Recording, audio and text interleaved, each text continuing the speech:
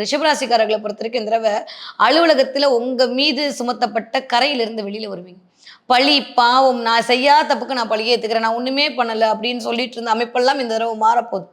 10ல் ஒரு பாவியாவது வேணுன்ற மாரி 10ல போய் ராகு உட்கார்ந்திருக்காரு. கூடவே 2ஆம் வீட்டாதிபதியும் போய் அமர்ந்திருத்தல் அப்படின்றது வேலையில் ஒரு பிரம்மாண்டத்த காட்டணும் அப்படின்ற மாரியான ஒரு எதிர்பார்ப்பு இருக்கும். இதுவரைக்கும் பணம் வராத இடத்துல பணம் வருவதற்கான வாய்ப்புகள் கிடைக்கும். 2 இன்கம் பண்றதுக்கு என்ன பண்ணலான்னு மனசு அப்படியே யோசிக்கும்.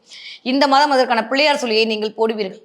வரக்கூடிய மாதம்லாம் வேற லெவல். ஏன்னா இருக்கிறதுல இந்த 12 ராசியில யாருக்கு சூப்பரான டைம் ஸ்டார்ட் ஆயிடுச்சு அப்படின்னா, இதுவரைக்கும் இல்ல. இனிமே ஸ்டார்ட் ஆயிடுச்சு அப்படின்னா ரிஷப ராசிக்காரர்களுக்கு தான் ஸ்டார்ட் ஆயிருக்கு. 11ஆம் இடத்துல இத்தனை கிரகங்களுடைய சேர்க்கை அப்படின்றது லாபத்தை தரக்கூடிய ஒரு இடத்துல இருந்தாலும் பரவாயில்ல. 4 பிளானட்டுமே உட்கார்ந்து இருக்கிறது, அதுவும் சனிலாம் ராசிநாதனுக்கு ரொம்ப மிகுந்த நெருக்கமான ஒரு பிளானட்.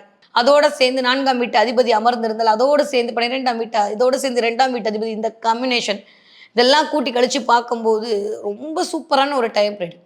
ஸ்பீடு எடுப்பீங்க. ரொம்ப ஸ்லோவா போயிட்டு இருந்த வேலையெல்லாம் டக்கு டக்கு டக்குன்னு ஸ்பீட் எடுப்பீங்க. அதே சமயம்